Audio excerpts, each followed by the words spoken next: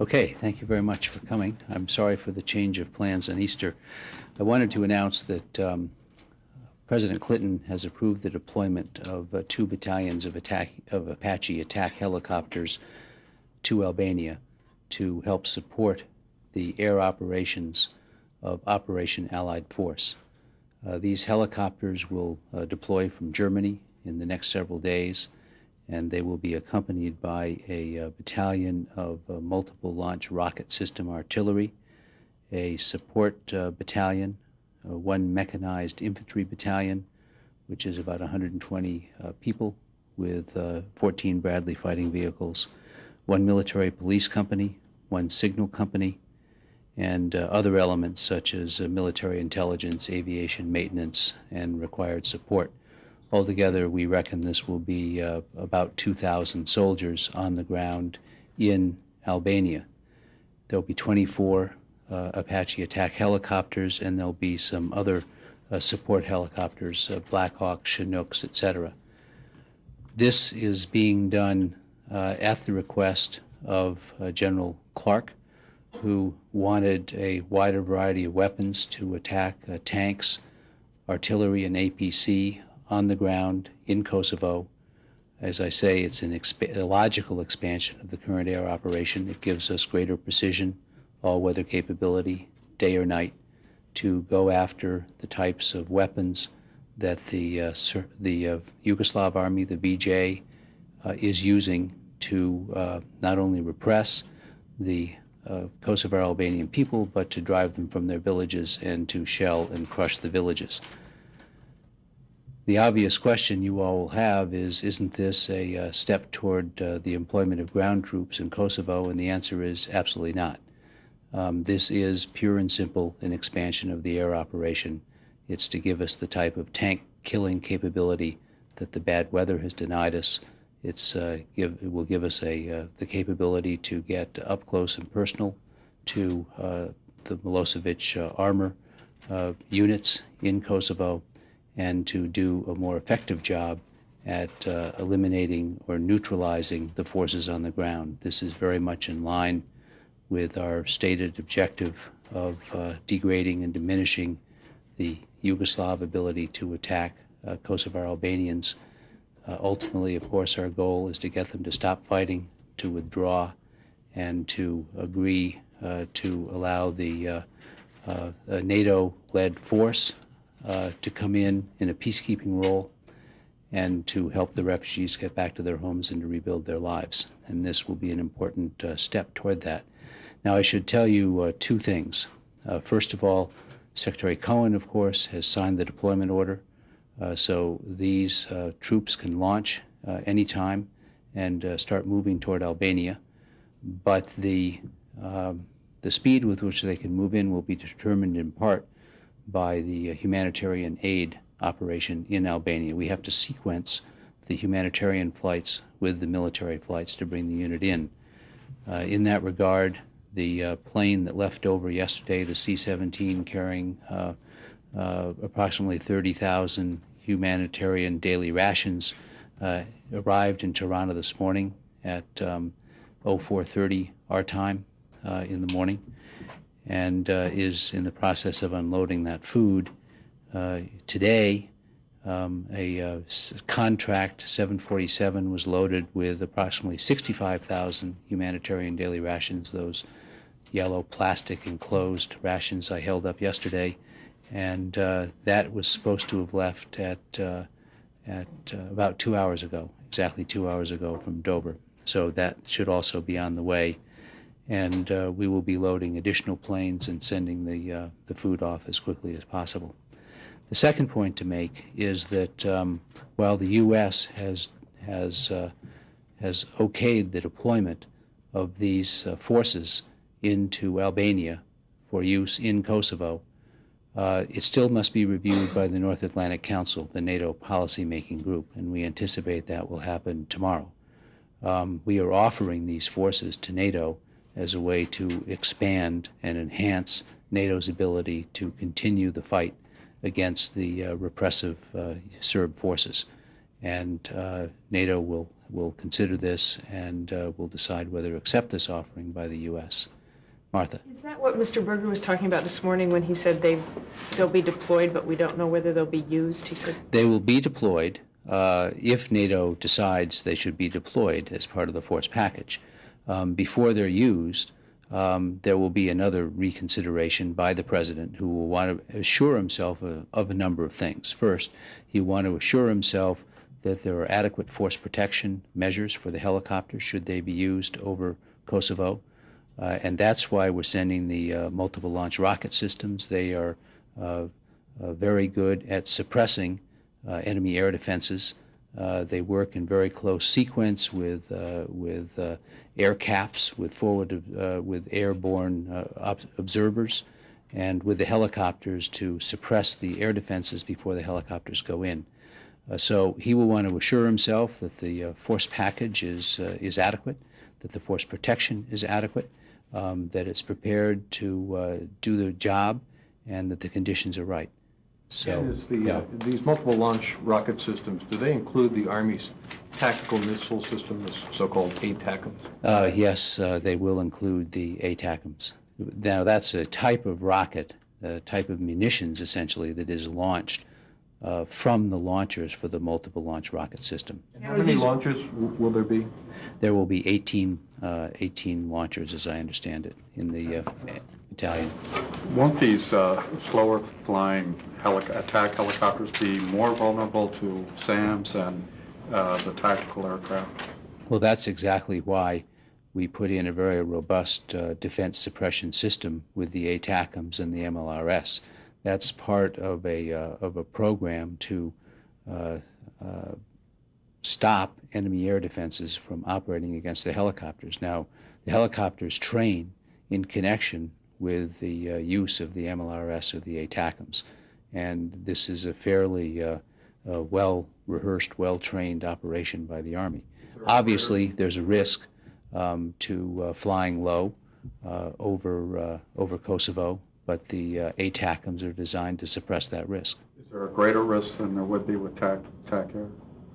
Well, to the extent that the helicopters are lower and slower, yes, but on the other hand, the helicopters fly very close to the nap of the earth. They're fast, the pilots are skilled. Obviously, close-in engagement is, by definition, riskier than more distant engagement. But the Army is trained to cope with that. And that, as I say, it's important to look at this as a package. If you define this as just 24 attack helicopters, you will miss the point that this is a very significant force package going in that is designed to suppress air defenses with weapons that can range almost all over the total area of Kosovo, and suppress air defenses in the path of these proposed helicopter flights, if they're deployed. Helicopters would not go until NAC approves it, and then they would not be used until the President approves it. That's right. So there are two more steps that have to be taken here. The first is the NAC approval, and they have to accept these as part of the force that will be used. And the second is the President and the Secretary, operating with advice from the Secretary of Defense and the Chairman of the Joint Chiefs, will make a determination before these are actually deployed. several questions. First of all, do you have Albanian approval to host these? We have been in active consultations with the Albanians, and we do have their approval. And my other couple of questions are, what role will the Bradleys fulfill, and will the Bradleys cross it into Kosovo? They will not. They are purely there in a force protection mode for the military unit that will be set up, because there'll be a substantial footprint. So the Bradleys will provide force protection along with the MPs. Two other quick questions. Will the Apaches be longbow or straight Apache? My understanding is they will not be longbows. And the other one I had is just to clarify. Just a sec. Is that correct? Yeah. Not longbow. Not longbows. MLRS, but strictly ATACMS munitions? There could be a mix. There will be certainly ATACMS. Basically, you can fire either from the launchers, and I don't know what the mix will be, but there will be ATACMS there. Will that be the most long-range ATACMS you now have? I don't believe so. We have several versions, but they will be long enough to do the job. And will these be the satellite-guided versions of the ATACMs, the GPS-guided that the Army now has? I believe that's the case, yes. And Apaches are trained to fire low and laser, kind of a laser designated targets from 2 to 3 miles away. So will weather be a factor with their systems? They have a pretty a near all-weather capability because of the altitude at which they fly. So I'd expect they'd be able to fly in most weather conditions. Obviously, dense fog would be difficult, but in most weather conditions, they should be. So this isn't a step toward ground troops. At the same time, isn't it beyond the U.S. role that was envisioned at the beginning of this air operation, or is it not? You said it's always part of the No, I plan. think tank killing was always envisioned as part of the operation. This will basically help NATO tighten the noose around Milosevic's neck. This will help NATO do more to kill armored forces quickly than we've been able to do so far. Did Yes. weather difficulties prompt this decision? And because why couldn't the Apaches have been deployed immediately at the beginning?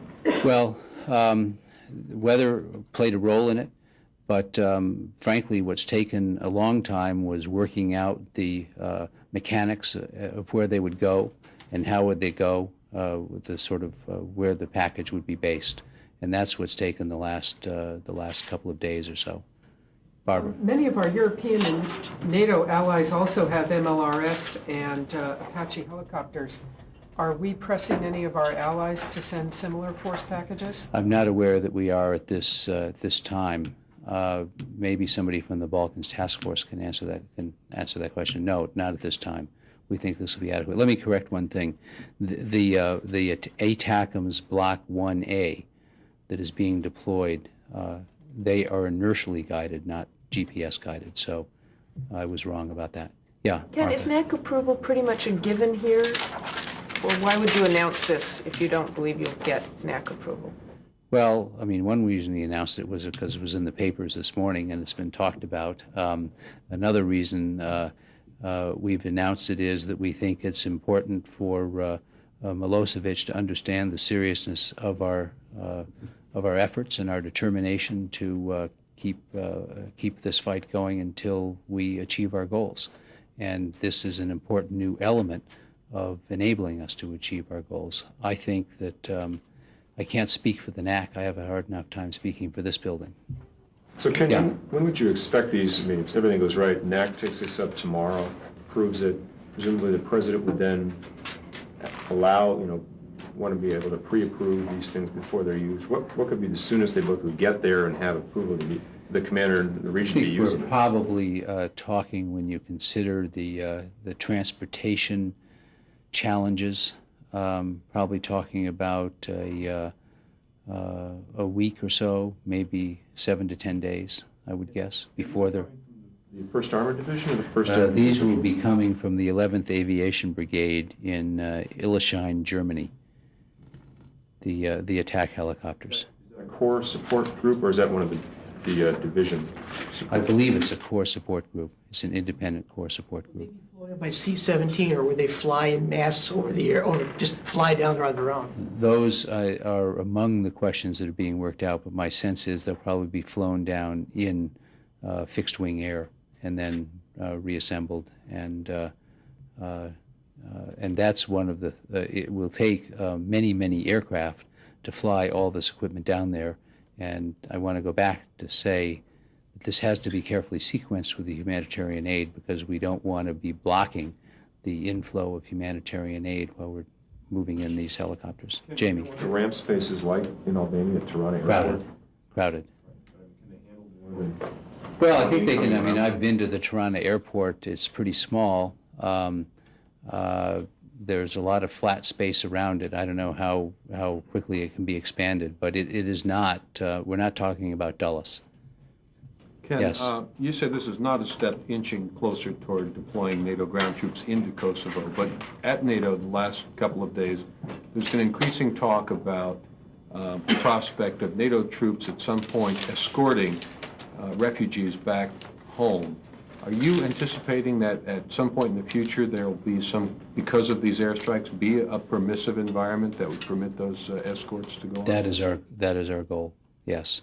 and our goal is that the escort would occur within a permissive environment. I don't think that any refugee who was smart enough to leave ahead of this carnage would want to go back until he or she was assumed that the conditions were safe enough for rebuilding their lives in Kosovo, and those conditions clearly don't exist now. Our hope is that they will exist relatively soon. Barbara, Senator, just a second. Let me take Barbara for a second. We'll go back over one point. When you talk about President Clinton then going back and redeciding when the equipment is actually used, is that just the conditions for its use, or does he have targeting approval? I think the targeting here is pretty clear. These are going to go after military units and their armor and their rolling stock. All he wants to do as commander-in-chief is to make sure that the circumstances are there for a safe, effective operation. Without preempting the president, which I'd be the last person to try to do, I suspect that he has every intention of improving the use of these weapons, or he wouldn't send them in the first place. But I think it's a prudential move on his part to want to have one last check. Yes. You spoke of a permissive environment as being necessary to escort the refugees back. Does that necessarily require a peace agreement in the current thinking? Well, we went through yesterday, the Secretary of State went through yesterday, and people have talked about this morning.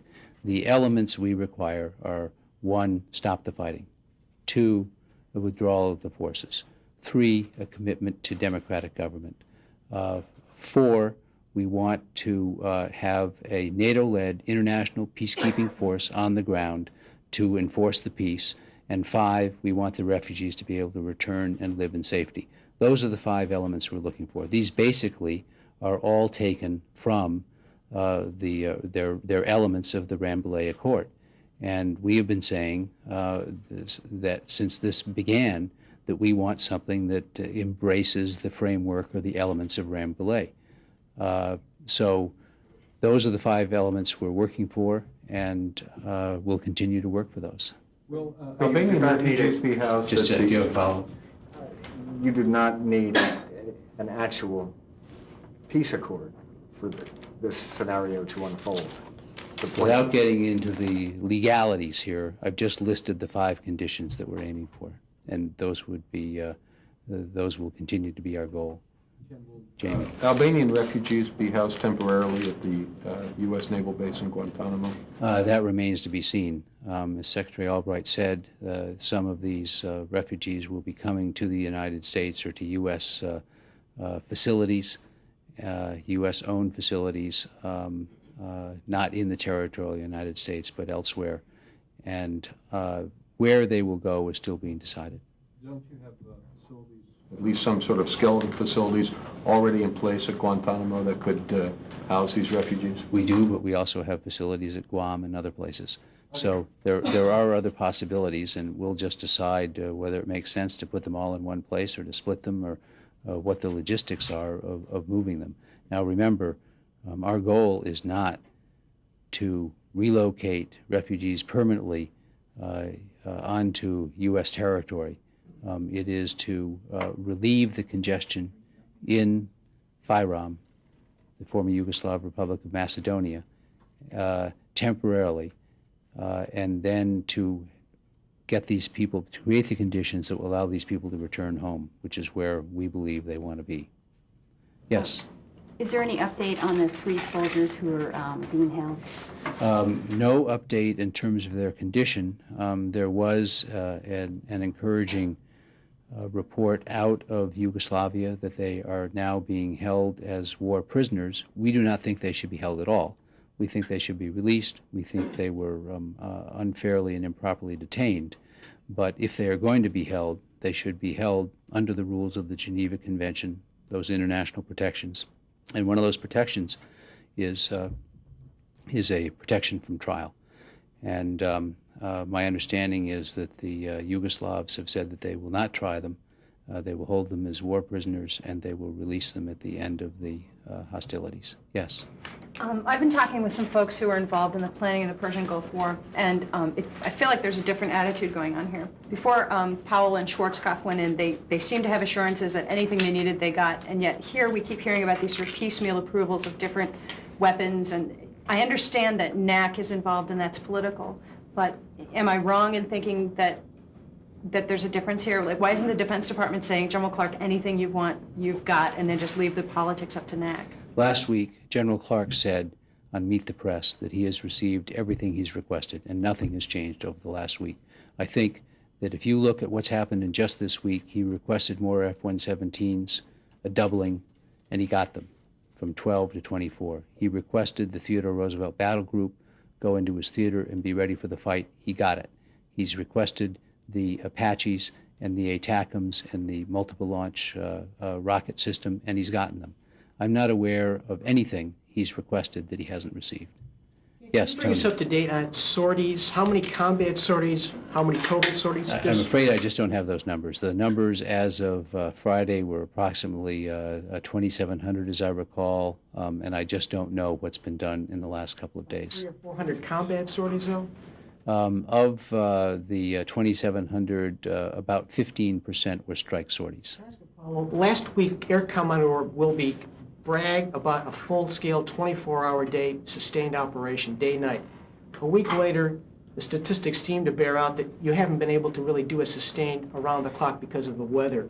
In retrospect, was it a mistake to kind of claim you can do that around the clock when the weather was going to be so bad? I think that Air Commodore Wilby has done a fabulous job, and I would not second-guess anything he said. Yes.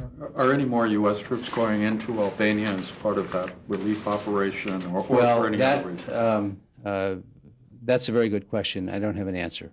My assumption is there will be some U.S. troops as part of a NATO relief operation. They will be working on humanitarian issues, not on this Apache task force. By the way, the task force is called Task Force Hawk.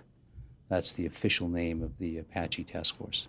Additional F-117s that arrived at the base in Germany, will they be operating out of that base, or will they be forward deployed to Aviano or some other base? No, my understanding is they'll be operating out of Germany.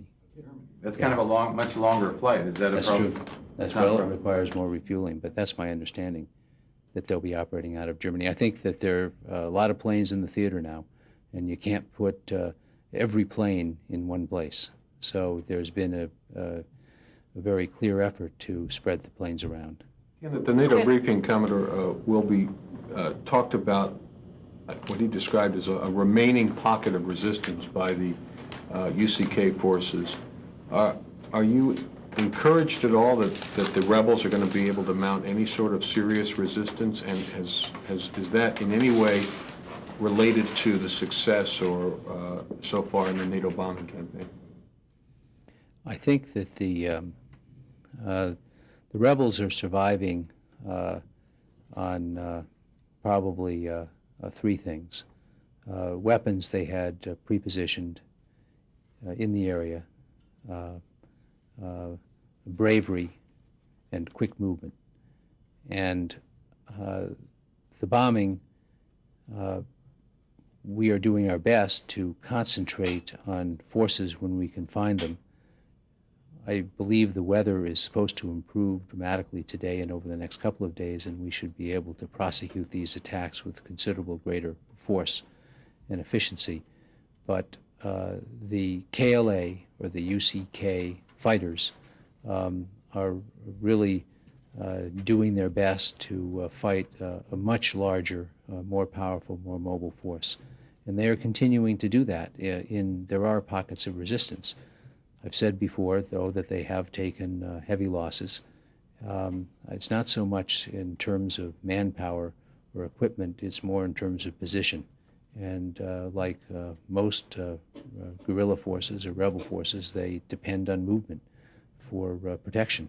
And they know the country well, they know the people, and they've been trying to move out of the way if they've been unable to stop and fight. But throughout this, there have been instances of resistance, of attacking the VJ and the MUP forces of some kills on their part, both of equipment and people. But these kills are becoming, these successes are becoming less regular and less frequent. What's been happening is that the KLA has, to a large extent, moved either into the hills of Kosovo and out of the way, or they've moved out of Kosovo into neighboring countries. Our goal, of course, is to create a situation where neither side will need military force, a situation that will be peaceful and where there won't have to be rebel groups because there won't be opposing forces trying to oppress them. Steve. And two questions. To clarify, would these AH-64s be ranging all of Kosovo, or are you saying that the ATACMs can range? The ATACMs can range virtually all of Kosovo. I don't know yet what the mission profile of the AH-64s will be. It'll depend a lot on the effectiveness of the air defense suppression activity we undertake and where they have to fly to do the job. Second, sort of unrelated question. What gives you hope that there might be a permissive environment someday? Well, I think the goal from the very beginning has been, as announced by President Clinton, has been threefold. The first was to show NATO's strength, unity, and responsiveness. I think we've done that. The second was to deter attacks against the Albanian, Kosovar Albanian people. Clearly,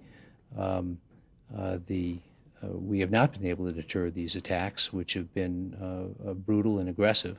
And the third goal was, failing to deter, as the President said, we will diminish and degrade the Yugoslav forces to the point where the price of continuing to occupy Kosovo becomes too high. And that's what we're working on. We've always said this will take time. We've always said it will be difficult and challenging. I think that the facts have proven us right on those three assessments, but we are determined to keep going. And I believe that with the combination of better weather and continued military determination and force brought to bear on the problem, that we will begin to make rapid progress. Yes, Martha. Ken, there have been credible reports of massacres in Kosovo. There have been, the State Department has released some credible reports about huge numbers of people herded in different places. I remember in '95 with Srebrenica, there was satellite imagery that showed something very suspicious that backed up what you were hearing on the ground. Do you have any sort of satellite imagery that's showing you any place these people are? We do not, and the weather has been our primary enemy, both in terms of prosecuting the military operations and in terms of getting good imagery. I hope that we will be able to do some of that, but so far we do not have good imagery. I asked the J2, I would like nothing better than to be able to stand up here and show compelling pictures that illustrate the brutality of the Serb forces. We can see the secondary impacts of it in the terms of the refugees coming across the border, but we do not have primary evidence of that in terms of pictures at this stage. Jim? Will the Apaches be operating out of Tirana or somewhere closer to the border? My understanding now is that it'll be Tirana or near Tirana, but that could change. I mean, one of the things we have to do is locate them in a place that doesn't interfere with the civilian aid refugee support operations. So that's one of the issues that'll have to be worked out. And understanding Just let me that- take Tammy. She's been very patient back here. Out of Africa. Back from. Would you say that, given that the UCK is essentially headed off to the hills, that Milosevic has accomplished an apparent objective, which is essentially breaking their back? Has he broken the back of the UCK? No, I don't think so. The UCK has just moved. It is not dead. The UCK actually is having a recruiting boom. It's increasing in size. It continues to train, and it continues to operate in Kosovo. But the operations are becoming more and more difficult. And that's as the Serb forces clear out the indigenous population, they can concentrate more aggressively on the UCK, and they've been doing that. Deputy Secretary of State Strobe Talbot said today that the Yugoslavs are using refugees, are using human suffering as a weapon, and I think that's clearly true. Can you, Yeah. understanding that you're limited in talking about an ongoing operation, is there anything you can say about what's going on tonight? And No. is in fact the weather better tonight? The weather is better, but I'm going to stick with my old policy of not talking about the future military operations. Flying today? Flying combat missions? I They've been can't able- answer that question.